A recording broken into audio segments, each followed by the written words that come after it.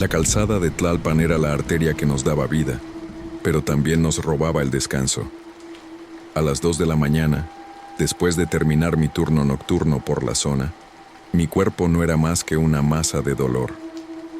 Las rodillas me dolían, la espalda me quemaba, y el agotamiento era un peso que me hundía. La idea de tomar 2 transportes para llegar a mi cuarto, sabiendo que en pocas horas tendría que empezar de nuevo, me dio una flojera tan intensa que se sintió como una rendición. Fue ese cansancio el que me hizo cometer el error de elegir un cuarto de paso cerca del metro, un lugar que nunca había usado. Era una pensión vieja, con un portón de fierro oxidado que chirriaba y una recepción oscura donde nadie te miraba a la cara. Solo te daban la llave y te cobraban por adelantado. El recepcionista ni me miró. Me dio una llave de latón y señaló el pasillo.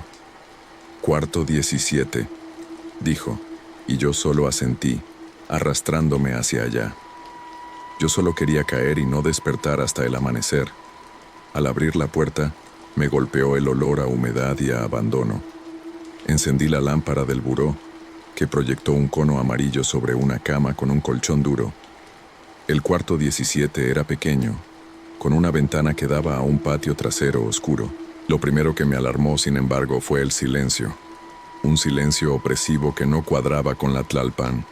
El rugido constante de los camiones y el eco de las sirenas estaban tan amortiguados que el vacío sonoro me hizo sentir que el cuarto estaba sellado o bajo tierra.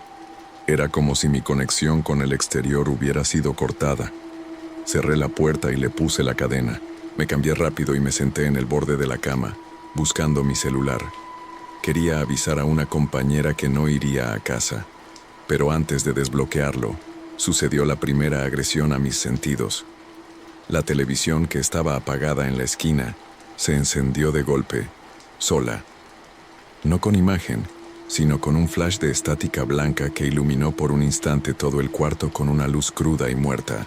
Fue solo un segundo, y luego volvió a apagarse por completo, dejando el brillo residual impreso en mis retinas. No fue un susto de grito, fue el tipo de sobresalto que te deja con la respiración cortada. Pensé que era la instalación defectuosa y desconecté el aparato. La fatiga se evaporaba, sustituida por una tensión fría en el estómago. El destello del televisor me había dejado despierta por completo. Fui al baño para mojarme el rostro, buscando que el agua fría regresara una sensación de normalidad a mi piel. El baño era pequeño, con azulejos verdes viejos. Encendí el foco, un foco pelado que parpadeaba antes de encenderse con una luz amarilla. Me acerqué al lavabo y me detuve. El espejo encima del lavabo estaba completamente empañado. No eran unas pocas gotas. Era una capa densa y uniforme de vapor, como si alguien se hubiera bañado con agua hirviendo 5 minutos antes. Era imposible. El baño estaba frío. La regadera y el lavabo estaban completamente secos. No había rastro de humedad, y el aire era pesado y estancado. Puse la palma de mi mano contra el cristal. Estaba tibio, pero el aire circundante era frío. Era un vapor muerto, sin fuente de calor que lo sustentara. Me limpié la mano en el espejo trazando un círculo. Mi reflejo apareció en el círculo limpio, y detrás de mí, solo la sombra del cuarto oscuro.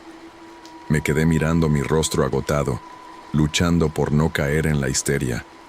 La fatiga me hacía dudar de todo. En ese instante, del fondo del cuarto, donde estaba la ventana que daba al patio trasero, comenzó un sonido.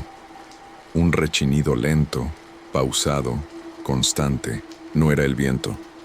El sonido era más sordo, más pesado, como si la persiana metálica exterior, que estaba inmóvil, estuviera siendo frotada con lentitud por alguien.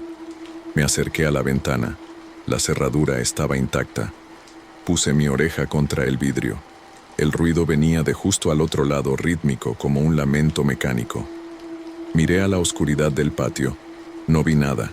El rechinido se detuvo de repente, dejando un silencio más pesado que el ruido mismo. Di 2 pasos hacia atrás. La sensación era clara. Alguien o algo estaba jugando conmigo, usando los desperfectos del lugar para manifestarse, obligándome a reconocer que no estaba sola. La entidad me había dado un tour sensorial. Primero luz, luego el tacto del vapor y ahora el sonido. Yo ya no estaba agotada, estaba despierta a la fuerza. Me sentía como un testigo forzado, inmovilizada por una presencia que quería condenarme a la vigilia. Decidí que el lugar más seguro era la cama. Me metí bajo las sábanas, encogida en posición fetal, mirando la puerta. Prometí no moverme, pero la luz de la lámpara del buró, mi único consuelo, empezó a parpadear, lenta y rítmicamente, como si respirara con el mismo ritmo que el rechinido de la ventana. Yo ya no me atrevía a cerrar los ojos. Yo intentaba pensar en cualquier cosa mundana para anclarme a la realidad, pero mi mente regresaba una y otra vez al espejo empañado y al rechinido de la ventana. La lámpara seguía parpadeando con su ritmo respiratorio lento y falso. De pronto, un golpe seco resonó en el cuarto. No vino de la puerta ni de la ventana. Vino de la pared detrás de la cabecera. Era como si un puño hueco hubiera golpeado el muro con suavidad, pero con una intención deliberada. El impacto me hizo saltar sobre el colchón. Sabía que la entidad, lo que fuera que habitaba ese cuarto, quería mi atención completa. Quería que rompiera la única regla que me quedaba, la de no mirar. Pero mi cuerpo me traicionó. Me arrastré fuera de la cama, mis pies descalzos tocando el piso frío. Caminé despacio hacia el fondo del cuarto. Me acerqué a la ventana. La luz roja de un letrero lejano de la Tlalpan se filtraba apenas, creando un ambiente de sombras largas y profundas. Con la mano temblando, agarré la orilla de la cortina gruesa y mugrienta. La jalé hacia un lado, abriendo apenas una ranura por donde ver. Y ahí estaba, parada en el borde del balcón contra la barda oscura, había una silueta. Era alta, increíblemente delgada, de forma indistinta, pero innegablemente femenina. No se movía. No era un juego de sombras. Era una figura quieta, de espaldas a la luz de la calle, observando directamente el interior del cuarto a través de la ventana.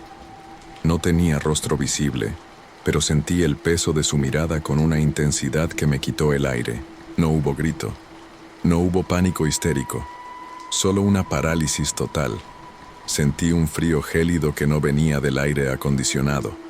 El frío era interno, como si mi sangre se hubiera congelado de golpe.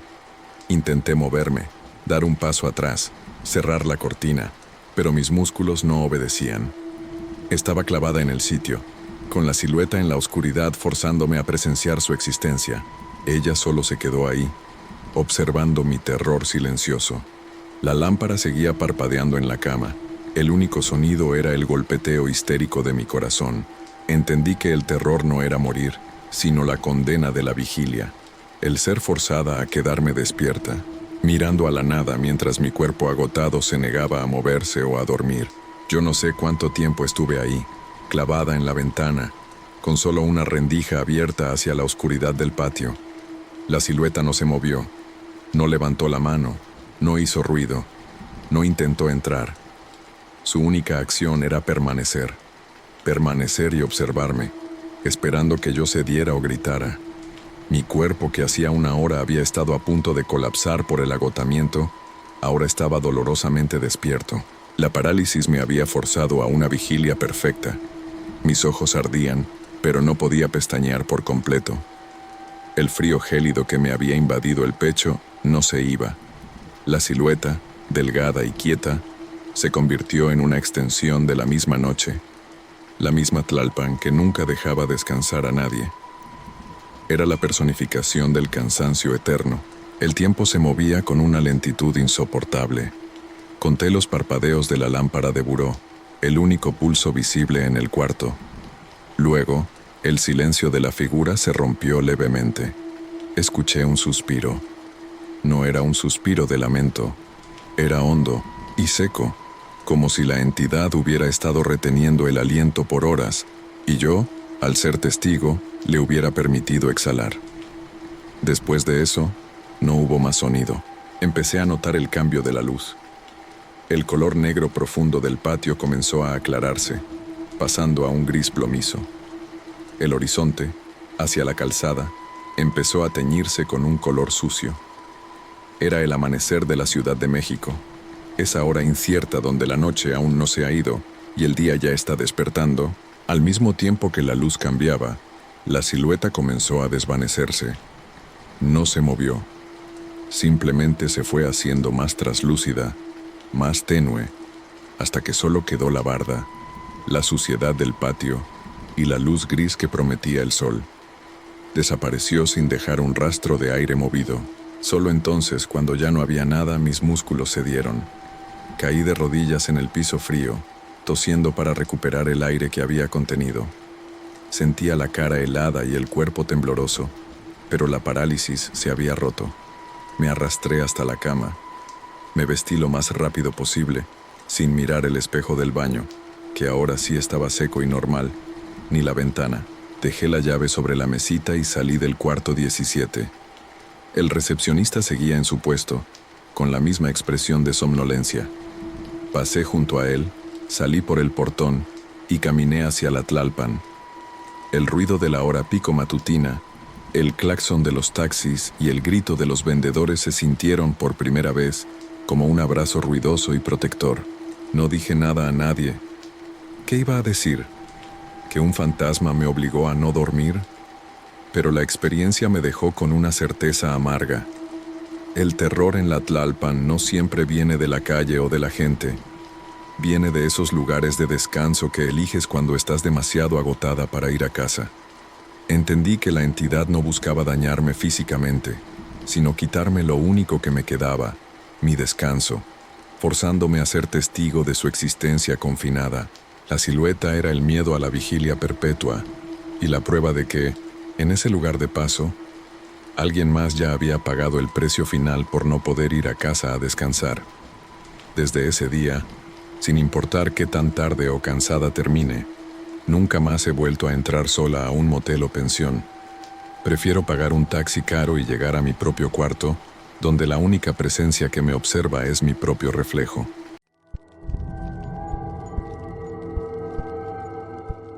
Mi nombre es Lulú, y trabajé mucho tiempo en una pensión vieja cerca de la calzada de Tlalpan. Una de esas pensiones que se mantienen gracias a la noche, donde todo es de paso y nadie pregunta el nombre. El lugar no era de lujo, era funcional y gastado. Espejos rotos, bases de cemento en las camas y un olor constante a humedad y cloro. Mi rutina era como la de muchas que trabajan de noche en esa zona. Jornadas largas y pesadas. Esa noche, el cansancio me había vencido. El peso en los pies, la cabeza cargada, era demasiado para pensar en tomar el transporte de vuelta a mi casa con mis compañeras del ramo. Simplemente me rendí. Decidí que, por unas pocas horas, usaría un cuarto libre para descansar. Escogí el cuarto 4. Era uno de los más solicitados, lo cual siempre me pareció una anomalía. A pesar de estar ubicado al final del pasillo, la gente lo pedía porque, al estar de ese lado, el ruido ensordecedor de los camiones y los claxones de la Tlalpan se amortiguaba casi por completo. Era el lado del silencio engañoso. Entré. El aire era pesado, pero el silencio era una bendición para mis oídos, y ahí estaba la primera rareza. El colchón del cuarto 4 tenía un defecto físico que nadie había reparado. No solo estaba viejo, tenía un hueco profundo justo al centro, una depresión permanente, como si una persona de peso considerable hubiera dormido ahí, en la misma posición, por años. Cuando me acosté, mi cuerpo se deslizó hacia ese hueco, quedando hundida y atrapada. Era imposible moverse con libertad. También estaba la mancha. Del lado derecho, justo donde la gente suele apoyar el cuerpo, había una mancha oscura, alargada, que no se iba con nada. Al principio me reí mentalmente de las advertencias de mis compañeras. Siempre decían cosas sobre los cuartos, y del 4 se reían diciendo: ese colchón ya está rendido, como si alguien durmiera ahí todos los días hasta que se le quitó la forma. Yo nunca lo había creído. Eran chistes que se decían para quitarle el peso al oficio. Pero esa noche, estando sola, la risa se me borró. El cansancio no me dejaba levantarme, pero el colchón hundido me impedía encontrar una posición cómoda. Me acosté de lado, dándole la espalda al centro hundido, intentando concentrarme solo en el silencio. Yo solo quería dormir. Pero el cuarto 4, el que prometía el silencio, no quería que yo estuviera sola. El cuarto 4, con su silencio relativo, se suponía que iba a ser un refugio contra la prisa de la Tlalpan, pero mientras intentaba conciliar el sueño, acostada en el hundimiento permanente del colchón, sentí que ese refugio se convertía en una trampa. No había ruido de la calle, pero sí una opresión interna que no era la fatiga. Yo estaba de lado, dándole la espalda al centro hundido con los ojos cerrados. Pensé en la mancha oscura y me obligué a ignorarla. Yo solo era una trabajadora nocturna que necesitaba 2 horas de sueño antes de que la ciudad despertara, y entonces lo sentí. No fue un salto, ni un golpe. Fue un hundimiento lento y sutil en la tela del colchón. Lo sentí claramente en mi espalda y en mis costados. La estructura de resortes se dio ligeramente del lado opuesto al mío. Fue un movimiento que solo podía ser causado por un peso añadido que se acomodaba cuidadosamente en el hueco del colchón, como si alguien se hubiera recostado a mi espalda. Me quedé completamente inmóvil. Mi corazón se disparó, pero no me atreví a abrir los ojos ni a voltear. Mi mente intentó racionalizarlo. Es el colchón viejo, es la base de cemento, es la tela que se ajusta a tu peso. Pero la sensación era inconfundible. Alguien acababa de acostarse a mi lado. El lado donde estaba la mancha oscura era ahora un punto de presión caliente. Me quedé tensa por lo que pareció una eternidad. El peso no se movía, no respiraba, no suspiraba. Era una presencia estática, pesada, que me obligaba a mantenerme quieta, acorralada en mi propio espacio. Sentí un calor leve irradiando del lado opuesto, como si el colchón hubiera estado caliente por el uso reciente. Finalmente, el miedo me dio el impulso necesario. Me moví rápido, un tirón seco hacia el borde de la cama, y me senté. Volteé de golpe. El colchón estaba vacío. La sábana estaba estirada, sin arrugas del lado opuesto, pero el hueco que dejaba mi cuerpo y el hundimiento inicial permanecían. Me quedé mirando eso, respirando con dificultad. El cuarto estaba en completo silencio, solo roto por mi respiración. El colchón, a pesar de estar vacío, sentía que tenía compañía. La presencia se había ido, pero la sensación de que ese mueble no estaba solo se quedó. El lado donde se había manifestado el peso adicional estaba ahora completamente vacío. Cerré los ojos, concentrándome solo en el sonido lejano de la Tlalpan. Estaba a punto de declararme paranoica cuando sucedió de nuevo. Sentí la presión sutil en el colchón, a mi lado derecho. No era mi propio peso reajustándose. Era el inconfundible hundimiento de un cuerpo que se recuesta lentamente para compartir el espacio. El colchón cedió los resortes gradualmente, con una suavidad paciente, como si el que se acostaba no quisiera despertar a nadie. Esta vez no había nadie más en el cuarto. La puerta seguía cerrada con llave. El terror fue diferente. Ya no era sorpresa, era certeza. El colchón no tenía una mancha, tenía un habitante. Salté de la cama como si me hubiera quemado. No miré el colchón, miré la puerta. Salí del cuarto 4 sin pensarlo, dejando la llave puesta, y corrí por el pasillo. Al llegar a la oficina de limpieza, el recepcionista estaba por despertar. Lo ignoré y fui a la oficina de limpieza, donde encontré a una de mis compañeras, Sofía, preparando sus cosas para el día. Sofía no era de las que se asustaban fácil. Sofía, no te rías, pero ¿tú has sentido algo raro en el 4? Le pregunté temblando. Sofía dejó la escoba y me miró con una seriedad que nunca le había visto. Se acercó y bajó la voz, aunque estábamos solas. ¿El colchón? A mí y a la chica 10 nos ha pasado. Es un peso, ¿verdad?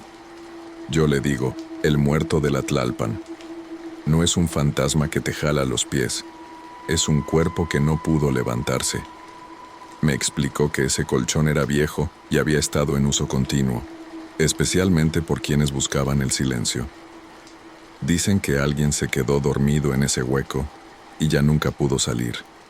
Y ahora, cuando alguien se acuesta ahí, el colchón se acuerda y lo busca para hacerle compañía. La explicación no me tranquilizó, me congeló.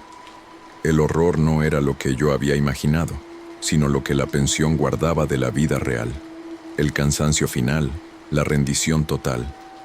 La entidad no quería asustarme, quería compartir el descanso que nunca obtuvo, y mi cuerpo, agotado por la noche de labores, era el reemplazo perfecto.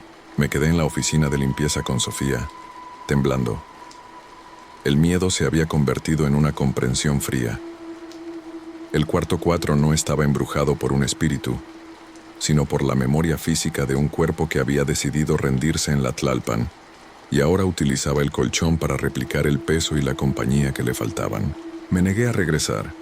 El resto de la noche lo pasé despierta, sentada en una silla de plástico en la oficina, observando cómo la luz grisácea del amanecer invadía el estacionamiento. Sofía intentó tranquilizarme, pero yo sabía que ella también temía al colchón con memoria.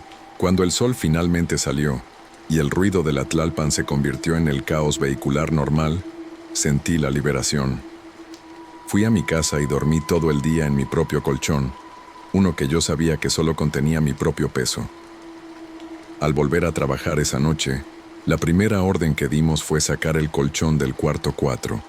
Convencimos al dueño, un hombre que prefería no preguntar, de que estaba inservible y necesitaba ser reemplazado.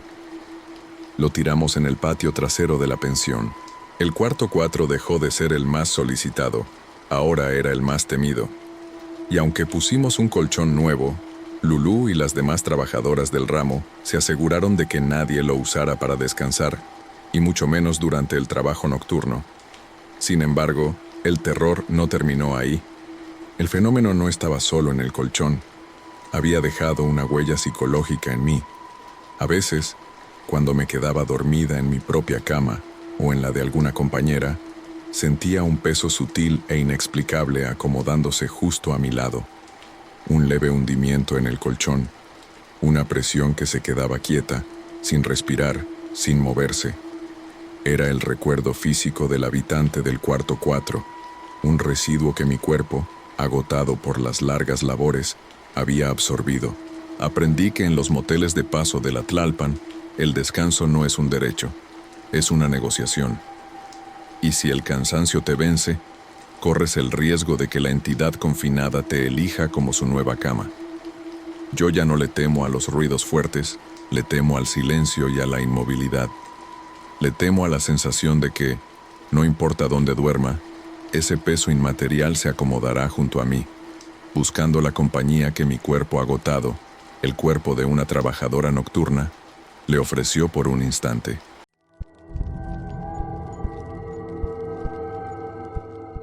La calzada de Tlalpan tiene su propio olor. Gasolina, humo y fritangas que se mezclan con el silencio extraño de la madrugada. Yo era Jazmín, y ese ambiente se había vuelto parte de mí. Mi vida nocturna me obligaba a moverme entre sombras, luces débiles y ruidos que ya había aprendido a ignorar. Mi amiga Carla nunca pudo adaptarse del todo. Ella era distinta. Usaba un perfume dulce, floral, demasiado elegante para la zona. Ese olor era su firma. Y también lo que más me dolió cuando desapareció. Ya casi un año sin saber de ella. Una noche simplemente no volvió. Y como suele pasar en este tipo de vida, nadie obtuvo respuestas. La primera vez que ocurrió fue en un motel de Paso Viejo, cerca de un tramo muy ruidoso de la avenida. Yo estaba trabajando, concentrada, intentando terminar el turno. Entonces, un golpe de aire frío recorrió el cuarto. No era normal. No había ventanas abiertas, no había ventilación. El cuarto estaba oscuro, pero lo reconocí de inmediato. El perfume de Carla, no un rastro, no algo leve. Era como si ella misma estuviera ahí, recién rociada, recién llegada. Fuerte, fresco, casi agresivo. El olor me perforó la nariz y me heló la sangre. Terminé el turno como pude, pero la sensación de opresión se quedó en mi pecho. Después de eso, El olor comenzó a repetirse. No todos los días, pero siempre en los momentos en que más vulnerable estaba. El terror no era verla, era olerla. Era el miedo a que nadie más la percibiera. Un olor tan íntimo y tan inconfundible que parecía un susurro directo de ella hacia mí.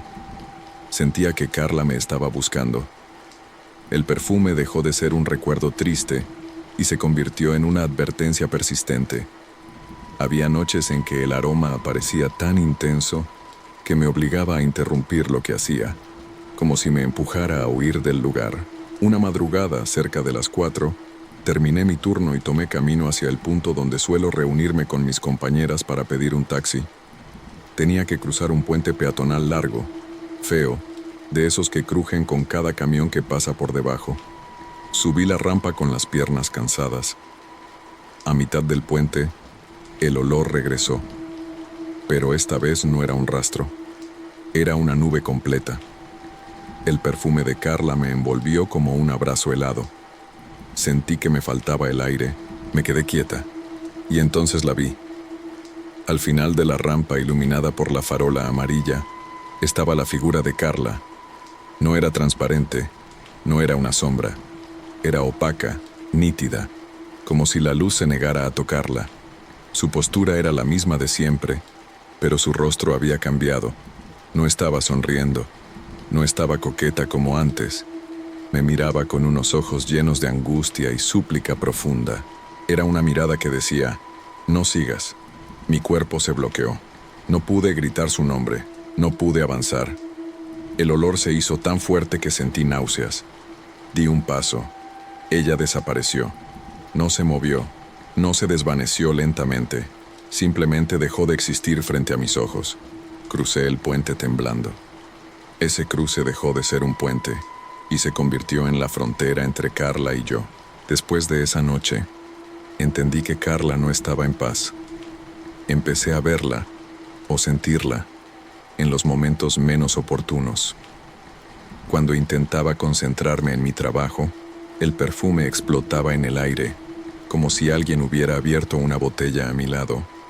Y cuando levantaba la vista, ahí estaba, Carla, de pie, callada, su rostro lleno de súplica. A veces aparecía cerca de la pared, a veces a unos pasos de mí, a veces justo al fondo de un cuarto. Nunca habló. Nunca hizo un gesto amenazante. Pero esa mirada era un peso que me destruía por dentro. Mis compañeras notaban que me quedaba en blanco, que me ponía helada. Empecé a rechazar turnos, a inventar dolores, a evitar zonas. Sentía que Carla me estaba obligando a tomar una decisión. Ella ya no me advertía de un peligro externo. Me estaba advirtiendo de mi propio camino. Era como si me dijera, si sigues aquí te conviertes en mí. Y el terror más grande no era verla. Era la posibilidad de que su destino fuera un espejo del mío. Una madrugada, después de la tercera aparición en esa semana, tomé una decisión sin pensarlo 2 veces. No avisé nada. No hice maletas, solo limpié mi casillero, dejé las llaves y salí del lugar antes del amanecer. No regresé a la Tlalpan. Me fui a casa de una prima que vivía lejos. Conseguí trabajos diurnos, tranquilos, donde nadie me esperaba en la madrugada. La primera semana fue un infierno psicológico. Cualquier aroma fuerte me hacía temblar. Pero poco a poco, el perfume desapareció. Nunca más lo volví a oler. Nunca más la volví a ver. Ni una sombra, ni un rastro. Carla había dejado de seguirme. Nunca sabré si lo hizo para advertirme de algo o para arrastrarme con ella al destino que le tocó. Lo que sí sé es que su presencia me salvó. Ella se quedó atrapada en esa parte de la ciudad. Yo, al cambiar mi camino, escapé de su condena. Hoy, cuando paso por la Tlalpan, bajo la mirada. No por miedo a los vivos, sino por respeto a quienes la noche no dejó regresar. Porque sé que muchas veces el terror no viene de extraños, sino de las historias que una dejó atrás y que se niegan a soltarte.